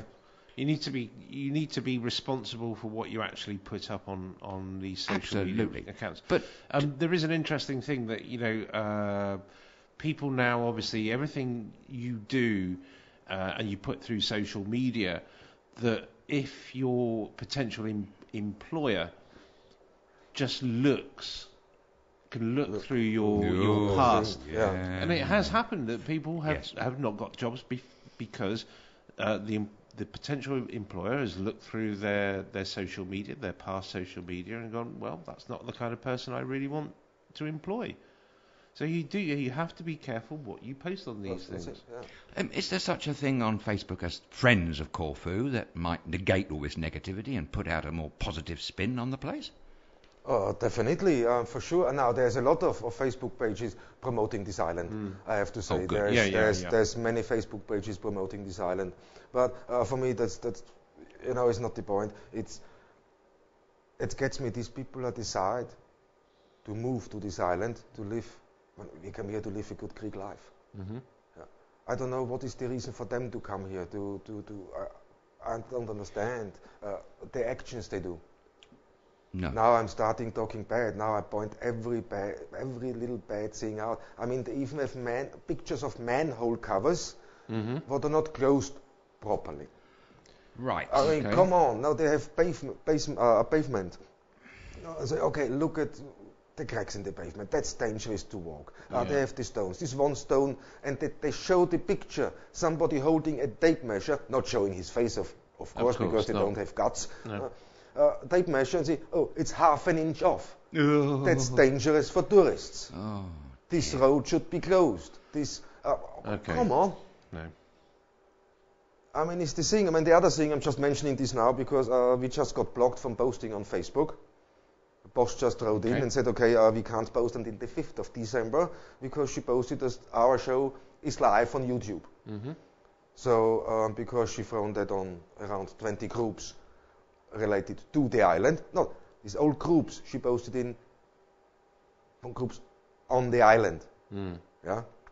Now we got blocked from posting or joining groups until 5th of December. Wow. So I without explanation, without seeing this message just jumps up. So I don't know what Zuckerberg is doing with his Facebook. I mean, all these promises, all the changes they said. No? I mean, look at Facebook Live as example. We go on Facebook Live is not a problem, then deliver us proper codes to do so. You using it yourself to make yourself look good, but the technology for others you don't make available is first. Verification of children. Yeah? They can write in, if they're 9 years old, they can open an account and say, I'm 18. Bad. Yeah? And it will be organized. It's not the problem. What's going on Facebook at the moment is really disgusting. Yeah. So if Zuckerberg has guts, don't worry. Our Skype us in. If you I don't know if he wants to use that, no? But it's also, if you don't block us, then you can call us also on Messenger. We have a good chat with you. Explain us why your system is constantly failing. It's a question. No, it's true. That's probably one answer. They haven't got you working for them, Thomas, I should think. Oh, my God. I don't know if we got enough money for that one now. But no, seriously, you know what? For me, it's not about money. And people who know me, they know that. For me, it's about the art. For me, it's about being creative. For me, it's about pushing the limits on technology, but in a responsible way. Yeah. For Facebook, the only thing I see now, and I never spoke bad about Facebook. You know that. Absolutely. I always defended. I always said, okay, give them guys, because it's new technology. Nobody done that before. Of course, there is mistakes in there, and we shouldn't crucify them constantly. But when it comes to small things, I mean, on Facebook, you can have neo-Nazi pages up, and this takes them up to a year before they remove them. Exactly, Thomas. Yeah? We promoting an island. Yeah? We promoting a culture, one of the oldest cultures on that planet. Yeah? And now you're posting too much. How can you post or share too much? I don't understand that. No, is it too controversial? That. So who is he to decide what is controversial? When you look into Facebook, more than half what's on there is controversial. So you should pull half of your things. But, no, of course he can't. Because then you lose billions on advertising revenues. But the only thing what you are interested is attaching sponsors and advertisers to all the crap, sorry that I say this now because it's really winding me up, what some people post on Facebook. What should be taken down instantly. Mm-hmm. And there they come, artificial intelligence programs who can measure that and react on that. Man, use humans. They can make better decisions. 100%. No? But we spoke about today, there's one country even giving a robot the status of a citizen. Really? Yes. Where I mean, that? Go on. Say it. So it's an AI robot called Sophie. Sophie. Yep. And Sophie hasn't been pre-programmed, but she has citizenship of Saudi Arabia. Really? Yeah. Does she drive, I wonder? No. But she can. But she is... Yeah, there were complaints because actually she had more rights than women. Really? But that is changing though, isn't it? I think the Crown Prince... No, it is changing. Yes. But at the time she only... This is a month ago she was given citizenship of Saudi Arabia. In an interview she said that obviously the family is very important to you and she wants to have a baby. Really? Sophie wants a baby? To have her own family. And asked what she would call... She wanted a daughter. Okay. Asked what she would call her daughter. She said, I would call her Sophie. Sophie? Because that's her name. Not Sophie Juniet or whatever it would be. No. Point two, probably. I suppose this adds a new meaning to the phrase the birds and the bees, doesn't it? I suppose so. You'll be teaching birds, bees and robots, I don't know. Yeah.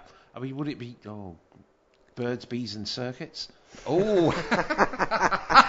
Possibly, yes. Birds, good one. bees good one. and circuits. Okay. Yeah, I don't know. But anyway, interesting story. Yes, yeah, very. Maybe we'd return to that another time. But Thomas, going back to what you were saying earlier on, we did a Facebook Live here a couple of weeks ago, didn't we, when they had the name day of the village here. That's and the right. first pressing of the olive oil. And it was great fun to do it, from my point of view, and it was great that we were able to capture the village, the essence of the village, in a very spontaneous and natural way. I would point out, though, that I think Facebook Live chopped us off a bit prematurely, didn't they, Thomas? Totally. It was saying we just broadcasted normally some village event. Yeah? Yes. Exactly. And this just comes, we can't show this in this country, it's blocked here, it's blocked here, it's blocked here, it's blocked here, boom, boom, boom, boom, boom, boom, boom. And it's down. Yeah. I was thinking, okay, what's going on? You know, he can't tell me that his system works. No. You know, I mean, it's okay, the idea he had, the basic idea when it all started off were brilliant. But I think he lost his way somewhere. And somewhere I get the impression he's listening to people who know nothing about people. They just know how to make money. He's surrounded from people, we show you how to make money, any cost. Yeah. This is running a company that's running something, and then he is putting, I put to charity this, I will put this, I will. Come on, this is all hot air. Everything is just hot air. And slowly people will realize that, and one day somebody else will come along with a better system than yours, and you are gone, hopefully. Well, now I'm really wound up now, because there is no reason at all. When you look at the groups, I just got back, this is Facebook groups. There we got the Corfu Grapevine, Corfu Islanders, Corfu Forum, Corfu Down, Corfu South, Friends of Corfu, Only Corfu Society, Corfu Islands, things to do in Corfu. Then is the Corfu Ladies Network, Northeast, West and South, St. George Corfu South, Corfu North, I Love Corfu, Winter in Corfu, Corfu Gardens, the original St. George South group, Corfu Central and South, Corfu Travel Tips, Completely Corfu, Corfu Forever, Corfu News, Corfu Gossip, Corfu Villages, Corfu Brits, SB Corfu Lifestyle, the Beer Bucket Corfu. One for you, Wayne. Hello, my ears pricked up there. The what bucket? Beer bucket? It's called the Beer Bucket Corfu. I must start following that myself. And then we got Corfu for you. So it's just a few groups the boss just sent over, and there's the groups we post. We let them know our show is on, join us, discuss a few things with us, but we keep it positive. We're not trying to talk about negative. We're not trying to, but we keep it positive. So sorry, I'm having a rant now, but it's really, when you do nothing wrong and then a machine tells you, you can't do that. It's already a machine is telling us, but it's for sure not a person. I was going to say it's probably as you say, it's probably just a thing of the AI has kicked in. AI has kicked in. There's something controversial. What the controversial? Yeah, look into controversy and open Facebook. Yeah. Still, one positive thing we, as a studio, can take out of this, if we ever get stuck when we come to our regular feature, the Daily Moan, and we're really scratching our heads to know what on earth can we moan about today, we look no further than the Facebook group that are posting all the negative images, because they, no doubt, can supply us with our Daily Moan. So come on, guys, come in here and moan your heart out. Look, we're waiting for you. Yeah. It's we'll see. No, I like that. Wow. Very good. But that is really, yeah, indeed. It's really unnecessary from Facebook. It's you in the hands of a machine who tells you you can say this, you can't, and I can't see that this is any harm, because commercially we're not making any money. Yeah, so just Zuckerberg understands we don't make any money with that. No, we do it out because we love this island. Yeah? We are professionals from the industry, and we got a combined experience for over 60 years. And, we just try to do something for the community here, what made us so welcome and is so good to us. So that's the thing. But that's the simple things of life he probably already forgot. So, okay. And to that one. Let's cheer something up. Or you guys have anything to say? No. I think we've said it. Although we don't go with the negative on this island, and I'm always up for challenging negative thoughts, because I've got a lot to say for the positive. Yeah. So, as I said before, if you really feel that strongly negative about the island, just come and join us here and promote your cause. Totally. To us. Oh, we go, and we just moved on. Sorry, Chelsea. man. I just moved on. This is a new doggy. Yeah. So cute. Welcome to our Animal Corner. So we are also promoting different charities on the island. One of the charities we're promoting, we got here, this is Corfu Animal Rescue Establishment Care. Yeah? And they're looking after, they pick up stray dogs, cats, any animals, really look after them, feed them, bring them to the vet, get them sorted, get them registered, and then they look for a forever home. Mm-hmm. So today's dog is called Chelsea, and she was found with other siblings on the beach. Yeah? She's 12 weeks, she's female, and a lovely little girl. So and she's looking for a forever home. Yeah? So if you guys out there and say, oh yes, I'm looking for a dog, I was thinking about getting a doggy, fantastic companion, don't look any further.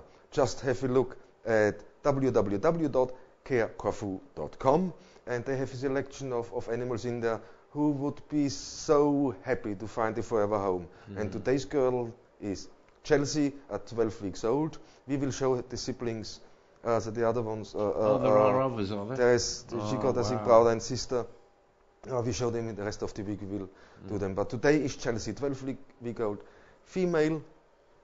What is in Chelsea? Yeah, found on the beach with other siblings. They are listed. No? She is a very sweet puppy. Very happy and sweet puppy. So looking for a happy forever home. So have a look. Ah, man, she's beautiful, isn't she? Yeah. Oh, this face. Yeah. So let's hear it for Chelsea. The dog, not the football team, obviously. Well, no, if you're a Chelsea football supporter, of course you would be. I know a few. Personally, myself, I'm not a Chelsea football supporter, no. You're an Arsenal supporter. Oh, trust you to mention that. Yes, I am, and proud of it. Have been all my life. And there's a very good reason for that, because I was born near the stadium, not for any other reason. There we go. But now it's about the dog in Chelsea, a 12-week-old puppy who's looking for female, who's looking for a forever home, guys. So if you're on the island and they want more information, just call 69720-72155. If you call from abroad, don't forget 003. That's the country code for Greece. 69720-72155. Or just go online to www.corfu.com. If you can't reach anybody, you can always get in contact with us. It's Nightshift at StudioKerkyra.com. But let's see, maybe we can give or find that little girl a forever home. She's very cute. She's brilliant, isn't she? Really loving her. Yeah. Oh, that was so far for our animal corner. All right. And what we move on? Oh, we move on to a fantastic topic of the day. Okay. Yeah. We're all agog. Yeah. Monday first is a little bit update of Prince Harry. The royal wedding. The royal wedding. So. Yes, it was in the news today that the wedding was going to be in May next year. And we read yesterday that he proposed to Meghan over roast chicken. That's right, yes. Yeah. Rather yummy. Yeah. Now, where will it be? Where is it on the... Windsor Castle. Yes, Windsor Castle. In Windsor Castle. Which fantastic setting. Yeah. Brilliant. And I also read that one of the diamonds in her engagement ring has come from Harry's mother's ring, Princess of Wales. It is nice, yes. That is nice. And I'm sure they'll be very happy together. Yeah. They look a very happy couple, don't they? Looking great together. They do, yeah. They look amazing, yeah. And she was an actress, I believe, a TV actress. We were saying about Suits. Yes, Suits, that's right, yes. But I didn't realise that she'd been in Toronto for 7 years, I believe. Right, okay. Yes, before that she was in the university somewhere in Illinois, in America. But she was been in Toronto for 7 years, I believe. Wow. And she's going to seek British citizenship, I believe. Yeah. Oh, right, okay. Yeah, it's good. Why not? That's good, yeah. Fabulous.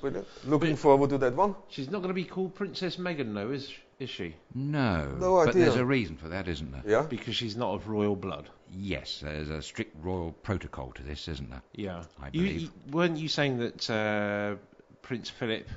Yes, there was had something... a special... thing from the Queen or the something? The Queen gave from special dispensation, yes, in the 1950s, so he became the Duke of Edinburgh. Yeah.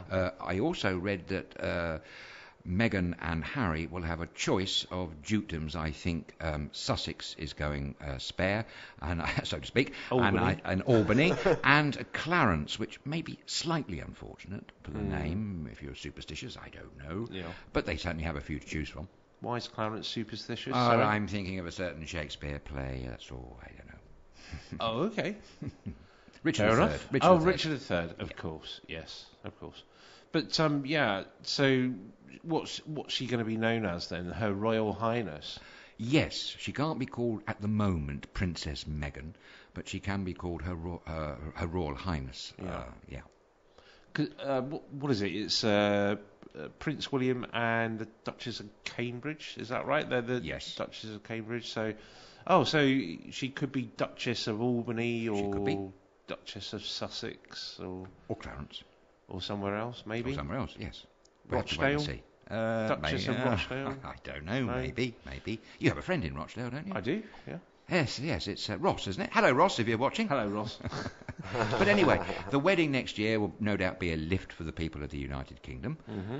And there is a talk about whether they're going to have a bank holiday or not. I know there was a newspaper campaign started today, I think, to try and get a 72-hour holiday period for the royal wedding weekend, but I don't actually know whether that's going to happen. Yeah. I mean, they did for William and Kate, didn't they? They did. They had a bank holiday kind of weekend.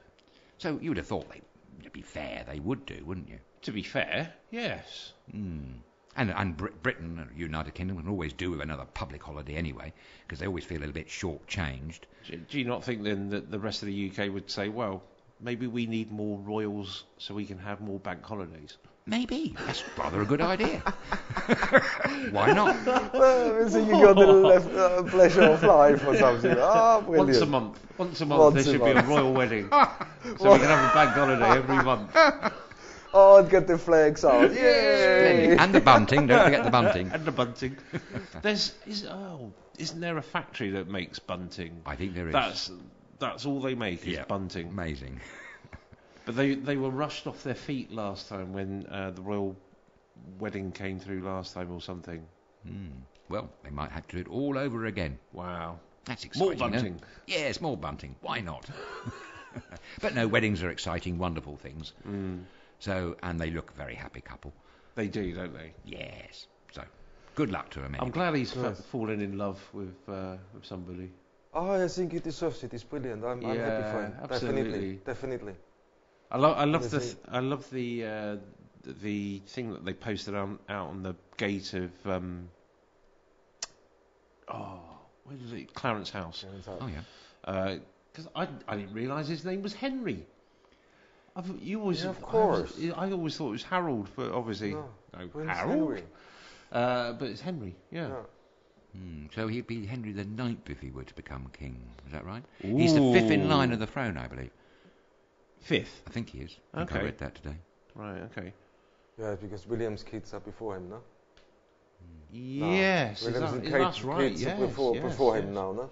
Yeah. Wow. Kind of thing. And we have some questions coming in, guys. So we're on the topic of the day, and no, we have one thing we wanted to talk because somebody said, and something else got in from Rob Grove from Ipsos. Yeah. Yes. What we think about the Bitcoin?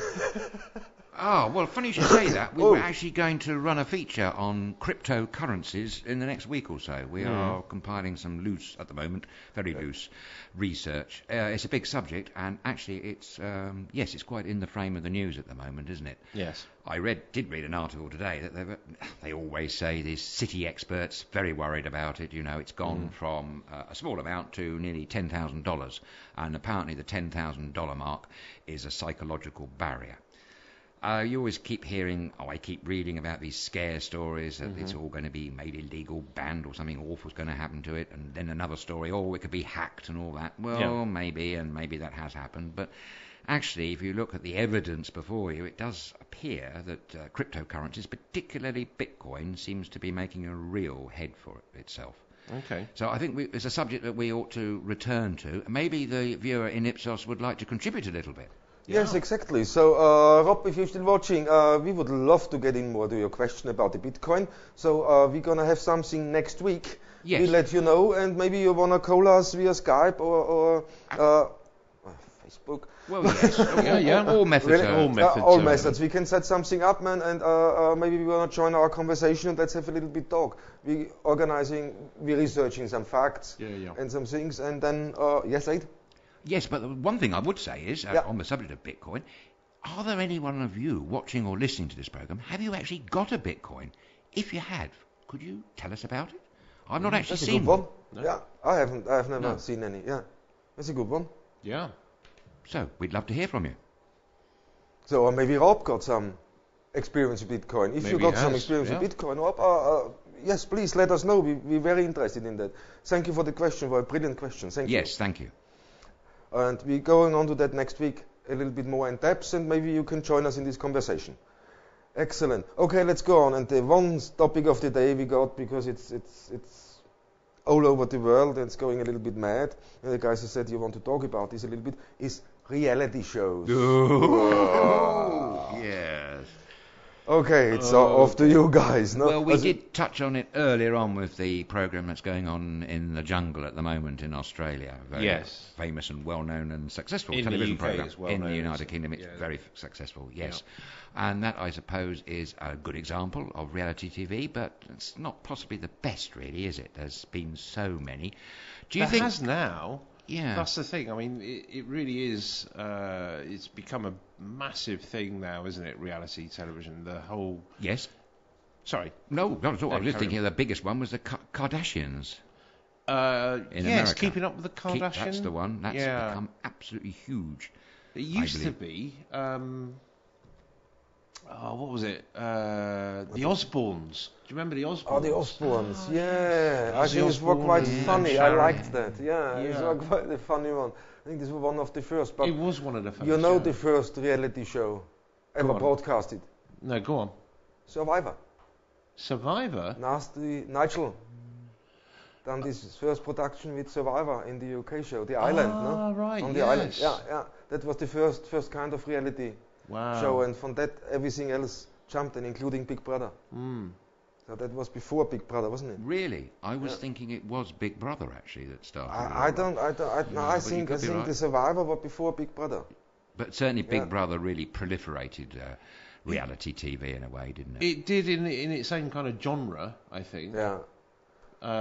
In that kind of, putting people into a situation and keeping them together, and you're not allowed to have any outside influence or anything like that. It was, I suppose, an interesting experiment to begin with. Yes. Have you ever considered joining in? Certainly not. No. No, I don't think the thought of spending however many weeks in a place where I can't go out and, just go for a walk somewhere or anything. No. Oh, definitely not. Definitely not me. Yeah. What about yourself? Would you? Well, I have to say I follow your feelings on that one. Funny thing happened to me though back in about 2007, I think it was. I was at home and I had an anonymous phone call, incoming call, and I have to say I took it all as a hoax. But I've often wondered, was it real? Some Johnny phoned me up, very well spoken, saying he was from London studios or whatever, he didn't mention the name, and wanted me to be on Big Brother in the next series. But I can't really believe that. I think it was someone pulling my leg. I politely declined him anyway. But I have to say, ever since that phone call, I have wondered. Yeah. Would I have been on Big Brother? Like you say though, Wayne, I don't think I would have got on very well. I think I'd have been a bit claustrophobic, and I wouldn't have been able to sneak out for a crafty cigarette, would I, really? No, you wouldn't. That's true. No. What about the coffee? Lots of coffee there? No. They sometimes run out. You can play for coffee. This could be really bad. I can imagine mornings in the Big Brother house, and this punishment to take away cigarettes and coffee. Boo! You're gonna see an explosion of Adrian Novell like you've never seen anything before. Don't explode, Thomas. Good heavens! Who ever told you that? No. I don't think there'd be a wall. There's no walls left. There'd be no wall. No. There'd be just a hole with Adrian's shape in it. Remember that episode when the guy escaped? No. Have you seen that? There was one guy who really had enough, and he climbed through the terrace. Yeah. Fair He play. climbed out over the wall and he disappears. I said, sort off everybody. I like the sound of that bloke. I mean, brilliant. No? Yeah. I don't want to be the producer at this one. There have been so many, like Love Island and The Bachelor and all these. What about Made in Chelsea? Made in Chelsea. The Only Way is Essex. Only Way is Essex. Geordie Shore, is that the one? Yeah. They came all and they're going on, and there's a lot. I mean, Naked and Afraid is another one. Naked and Afraid, yeah. Yeah, and all the. I don't think what that's about. Oh, they throw in the jungle, but they put them on an island. And they're naked. They're naked. They completely. They take their coats away. They have nothing with them, and they have to survive over 21 days. Something naked like that, on an island with not much, I suppose. Yeah, nothing. Nothing. Oh no, not for me, guys. No. Where's my coffee? Still, I suppose you can hunt beans yourself and roast that one. Perhaps it's a challenge, a la Robinson Crusoe style, perhaps. But no Man Fridays. No Man Friday, no. No. Okay. How many contestants? I don't know, actually. Quite a few. No idea. I'm sorry, I don't really Which one? that. Which one we're talking now? Naked and Afraid. Two. Man and woman. That's it. Just the two. It's just these two. Oh, sort of Adam and Eve type thing. Adam and Eve type thing. Yeah, if you want to call it, that's And that's it. And out there's no challenges. They just have to survive. No? Just survive. But just the locations they find for them are really nasty locations. Some of them are really brutal locations. And the last I saw, it was full with mosquitoes. They got really stung. Ouch. And really sick in the end. No? So it's pushing. And everybody pushes because I gonna be famous. Yeah. I wanna be famous. I wanna be a celebrity. And then, they're coming out of the house after being in there for 4 weeks and they think they're A-list celebrities. Yeah. Wow. I mean, some of them, the behavior really changes. After the first series of Big Brother, I can understand them not understanding how much people were taking an interest in them, because you are isolated. But totally. From the second series, that there's a media out there that are following everything that you do. That there's there's going to be, shall we say, interest in what your opinion is, or what you're going to say when you come out, or. How do you feel? For sure, strange. But the first series, there was definitely none of that, because they didn't realise that they were making such a media storm. What was his name? Nasty Nick? Yes. Nasty Nigel. Oh, Nasty Nigel. Nasty Nigel. Yeah, Nasty Nigel. I thought it was Nasty Nick, but maybe I'm thinking of John Altman. I'm thinking of John Altman. Sorry, I was working with him last Christmas. That's all. So it's hello, John, if you're watching. But no, why I know this is I was lucky enough after the second series to be hired as photographer for the after party. Oh yes. Yeah, and then for the promotional tour through the UK. Yeah. So they visited a few different nightclubs, done promotional tours, and what I saw there put me off Big Brother completely. Okay. When you see the arrogance of the contestants all of a sudden, how they appear, how they really think they mega. No? Yeah. They don't. I mean, one of the guys, he has his little puppy dog. No, he took it into the nightclub. I mean, music, screaming like stupid. They got the VIP area, but he sits there cool with the. No, he was on the sofa, cool, sitting with his little puppy, and the music was blaring out. I think.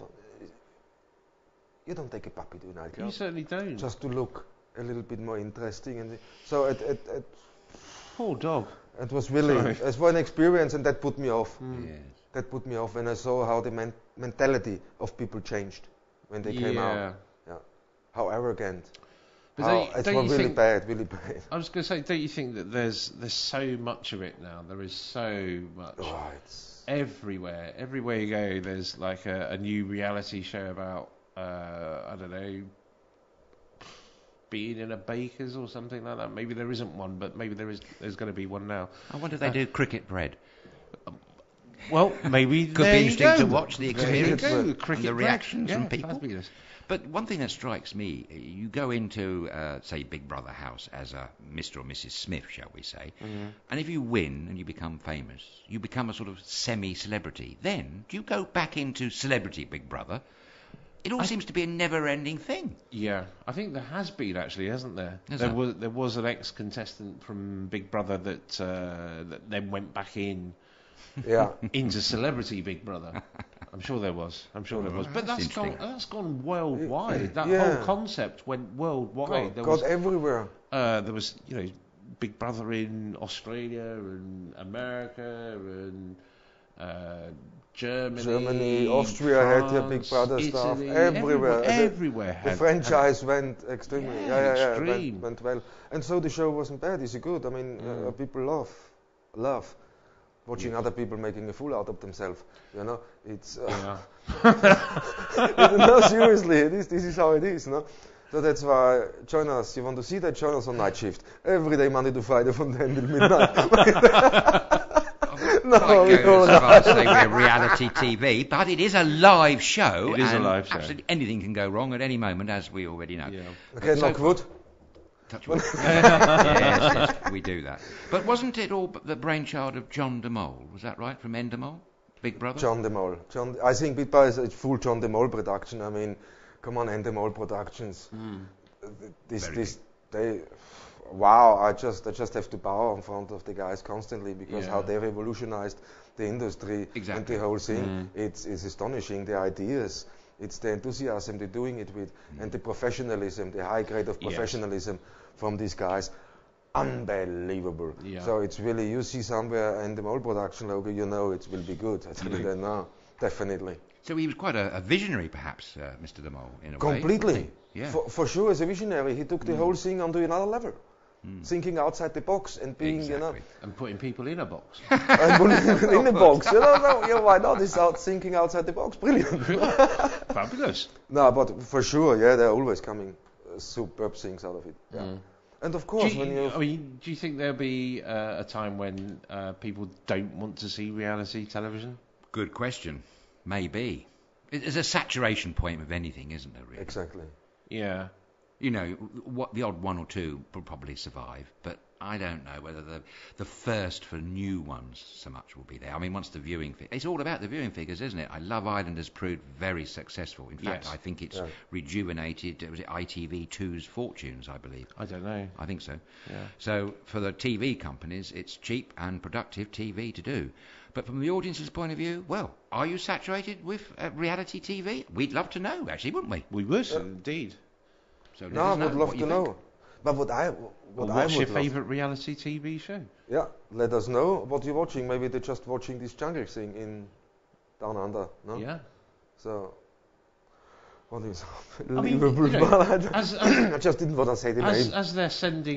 As we're sending people into the jungle in Australia. Yes. Yeah. I mean, could the Australians not send somebody back to a council estate in...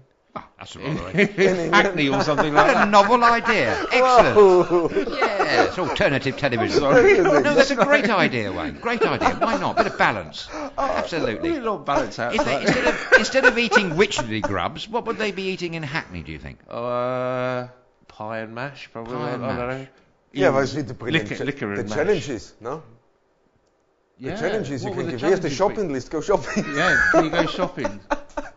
Can you go to the local off licence and get us a packet of I don't know, Maltesers or something? Sorry, not mentioning any. A very nice light chocolatey snack meals. that you can have. Sorry. But if they're in Hackney, definitely not that thing that I just mentioned. No, if they're in Hackney, they might get to meet Diane Abbott. I believe she's the MP there. She's always a jolly lady. Yes, maybe they could. I don't know. Who? Diane Abbott. They have wrestling of crocodiles, don't they? Maybe they could wrestle Diane Abbott or something. I don't know. She might not be too keen on that. Maybe she won't be keen on that. No, but I'm be sure careful, guys, not as we get too controversial. Sorry, no. No, it's crocodile wrestling, very controversial. Could be the big question for me is now, when everybody is saturated with these reality shows. What will be the next big thing? Exactly. That's kind of what I want to know. What's coming next? I really want to know. What is coming? Where next? is it going? I bet that question is on the mind of every TV production company's executive's mind. Probably is actually. Yeah, that's true. Yeah, it's the golden goose. Is that one, isn't it? Yeah. I don't know. I mean, but what could without giving anything away, but I got the idea. Go. Sorry, guys, I'm finished early. Why? No. I don't know. I mean, it could go either way, really, couldn't it? Definitely. I think the drama's really coming out now. Some things like Orange is the New Black and all those kind of shows. They're really cool and bringing back the drama kind of thing. But again, almost saturating again, don't you think? Sometimes they feel a bit the samey. Do you not think? Possibly, yes. I don't know. I mean, I'm But the whole world of TV and film production is changing rapidly, isn't it? It is. Especially with the advent of live streaming. And I mean, a few years ago, who'd ever heard of Netflix? Now just about everybody's heard of it. Yes, indeed. And, you know, like them or loathe them, they've done a tremendous amount for the TV film industry. They've pumped in absolutely billions and produced some first-class quality dramas. I have to mention The Crown, which I absolutely think is fantastic, beautifully written by Peter Morgan and fantastically acted by an all-star cast. Claire Foy has been fantastic as Her Majesty Queen Elizabeth II in her earlier years. Yeah. And I'm looking forward to see Olivia Colman. I believe she's been cast in the middle period. Right. But fantastic performance from John Lithgow as Winston Churchill. He may not have looked like him, but by gosh, he had the spirit and the etherealness of him. And he was Churchill in character on screen. Yes. And it was a pure joy to watch him. And many of the other actors and actresses. Fantastic drama. So well done to Netflix on that. And, as you say, Orange is the New Black, that's also on there. And that reminded me of Prisoner Cell Block H, I have to say. That's not called Prisoner Cell Block H, though, is it? It's called Wentworth. The new version, yes, but it was originally. Sorry. No, sorry, I have a little secret confession. I used to like watching Prisoner Cell Block H. Sorry, folks. Was that for the wobbly scenery? Or? It was, yeah. It was for the wobbly scenery and... And the great acting, maybe? Yeah, well, there was some good. Yes, there was some good. Yes, there was good acting in there. Yes, I'm not knocking it completely. I used to watch a little bit of it. Ian Smith. Ian Smith, who was in Neighbours, wasn't he? He was in Neighbours, played Harold. And I think he was a script editor as well. He did something else. He was producer. Producer. On Prisoner Cell Block H. Oh, right. Yeah. Right. I used to like the governess. She was a fine character. Yeah, can't remember what was her name? I'm just trying to think. It will come to me at some point, but not this minute. No. Not this minute. But I haven't been able to see the new version called Wentworth. I don't know what that's like. No, I've not seen it either. I'm not allowed. I'm in the wrong region, so it tells me on my dear. Apple TV. Someone very kindly gave me. No, they gave it to me. That is sad. It is. But never mind. There's plenty of other good things to watch. But anyway, never mind about them. You ought to be tuning in to StudioKerkyra here, live in our studios in Agis Matthias on the beautiful island of Corfu. You Greece. Should be. Yes. Cool. And if you got an idea what could replace reality shows, what is the next big thing, don't hesitate to write us into Nightshift at StudioKerkyra.com. Absolutely. Yeah, but we up for anything. Come on. It's of course. True. Yeah. We'd like to be it's really, people have their own project. I'm serious now, people. No. If you got your own project, if you want to be creative and you want to join our team, or you have something you say, okay, I would need guys like you to help me out what I have. In my thing, we give you a shot, we always sit down for a good coffee and listen to you and tell you what we think about it. If that's all right, we don't have a problem to jump in and try something new. Certainly not. Definitely not. No, we're up for it. I'll jump in and try anything new. apart from cricket bread. Cricket bread. Oh. Come on, cricket cookies. I'm not going to get cricket cookies. Why not? No, all centipede fig roll or whatever. I don't know. Centipede fig roll. Come on. Oh no, come on. Okay, guys. No. So is this reality shows? We can stop that, yeah. Okay. Before it gets too real. Yeah, sorry about it. Okay, and just to say now to Rob Grove, thank you for your question about the Bitcoin.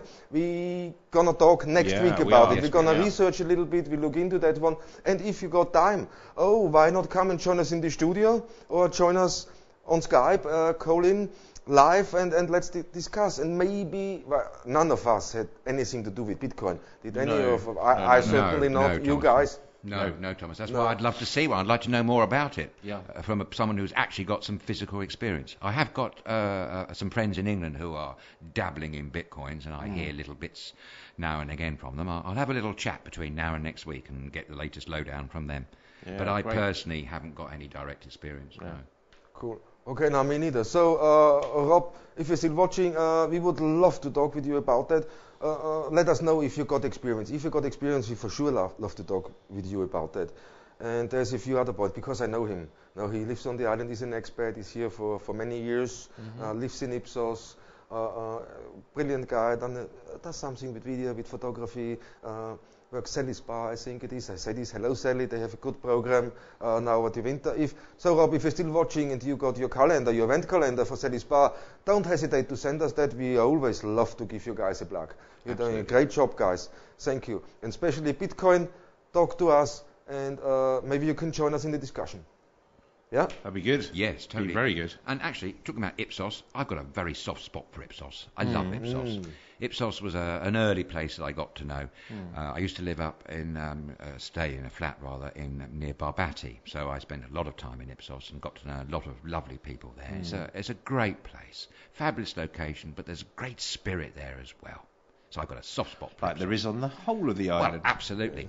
And one thing that stands out in Ipsos, like many other places here, they don't half get a winter battering from the weather. Okay. And, you know, at the beginning of every season, before it starts, they have to spend many weeks and loads of money in doing up their premises that have been battered with the winter storms. For some reason, they really get it hard there.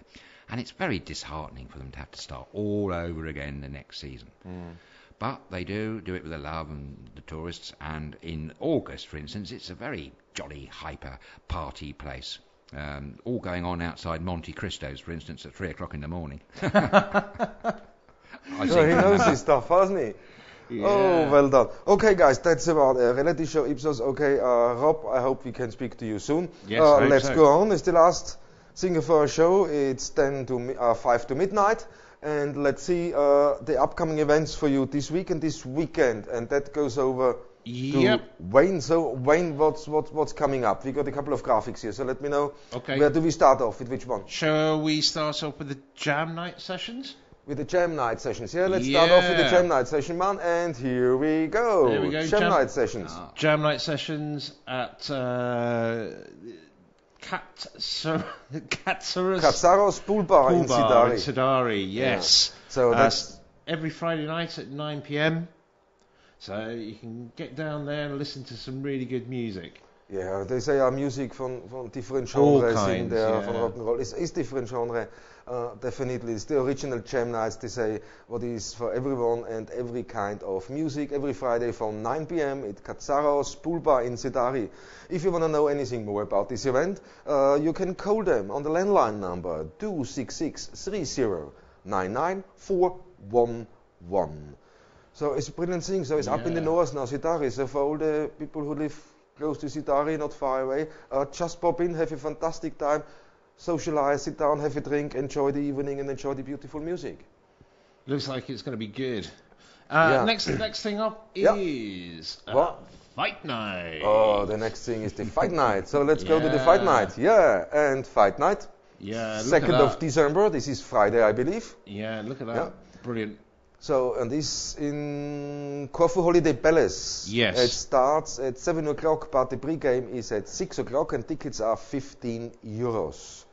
There's Lexakis Glory Night, is this? It's local, it's Corfriots. So it's a Corfriot training center. They're not just fighting, they're also taking care. When you look on the Facebook page, so guys, have a look at their Facebook page. It's brilliant. They support the community. They work with children. They go. So it's a very good organization, and they put this together now on the 2nd of December, 2017. Of course, this is this Friday. Go in. Tickets are €15. And it is at the Corfu Holiday Palace. Those guys look really mean. They look. I wouldn't like to get into a fight with them. No, man, if they come towards me at night, no tree is too high. I tell you, boys look proper. But there's a lot of work going in, I tell you that. Yeah. They have to train very, very hard to get where they are. I know. I've got a friend who's a wrestler. Yeah. And he trains pretty much every night. He's training. Looking after his body. Taking it very serious. Yeah, takes it very, very seriously. Very seriously. Yeah. And the thing. Okay, and next one. And I'll let you talk now because you know more about that than I do. Yeah. No. Next one is a place called Silverland. Oh yes, what's that? Which is it's an equine centre for equine experience and life experience. They call it. I think it is. Okay. It's a lovely thing. On the 3rd of December, so this Sunday coming. At their Saturday. Sorry? 3rd of December is Saturday. 1st is Thursday. Friday is 2nd, and the 3rd is on Saturday. Is it? Yeah. Okay. Sorry. They say Sunday here, no? Now let me double check. Carry on talking. I double check the date quickly. Okay. Well, what they're having is a Christmas Sunday. So they're having like a Sunday party. Yeah, no, you're right, man. I'm wrong. The first is Friday. Oh, sorry. Third the first is Sunday. Friday of 2007. Yeah, third is Sunday. So sorry, guys. Yeah, that's the fight night is on Saturday. So yeah, carry on. Yep. So they're having a Sunday party with horses, and Santa's going to be there, which is fantastic. Oh, excellent. Obviously doing a quick stop off before he goes back up to the North Pole, obviously to prepare for Christmas. And they have a DJ. They have a DJ and lots of horses, and it's free entrance. It's at 11:30 in the morning on Sunday the 3rd of December. Adrian. And there's a lottery ticket draw as well. And it's a free event. It's got to be good, Oh, yes, isn't it? I didn't see that. Yes, Sorry, lottery ticket draw. Yes. All right, so... You never know, you might win a jolly good prize. You might do. And you could certainly have a ride on a pony, so it says. Yep. Marvellous. I think lovely. Look at that. Oh, what a good event. They're trying to for the whole family, isn't it? Yeah, they're trying to hide that horse as a reindeer or something. yeah, they got this. This is Rudolph in disguise. Yeah. Rudolph doesn't want to work this year. No, it's a thing. But it's an event for the whole family, so it's fantastic for a Sunday. And it's free. That's the best of all. Oh, that's brilliant. That's Especially great, when you've got a family with a couple of kids, that makes things much easier. Nice. Yeah. And you can meet Santa and have a little pony ride and things. Yeah. There you see, there is stuff going on in the winter. Yeah. There you go. All the time. It's fantastic. The island is still alive and comes alive more. Absolutely. Brilliant. And the last thing we done from 7 Arts, didn't we? Oh, we did, yes. That was... you're going to make me say it again. Yeah. Oh. This is Saturday, 2nd of December, 7 Arts at 10 p.m. Rita Antonopoulou, together with her pianist, this is the one I have trouble with, Theodoros Economou.